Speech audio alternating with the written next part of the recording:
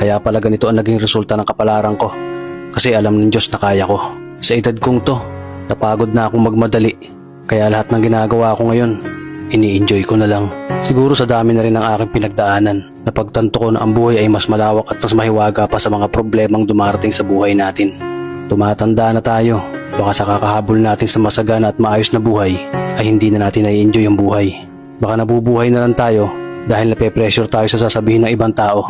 Marami na rin akong mga naging maling desisyon sa buhay, pero lahat yun nagsilbing aral sa akin. At natuto ako sa mga pagkakamali ko. May mga taong sobra nating mamahalin at bibigyan ng halaga, pero ibabalik lang sa atin ay kabiguan at matinding trauma.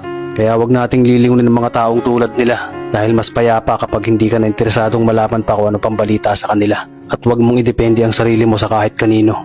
Tandaan mo, kahit sarili mong anino, iiwan ka din nito kapag madilim na ang paligid mo. Kailangan natin matutunan na huwag ikumpara ang sarili natin sa iba, dahil hindi natin laban ang laban nila. Karera mo to, di nila karera. Dahil ang buhay ay hindi naman nasusukat sa kung sino ang mayaman, kundi kung sino ang payapa.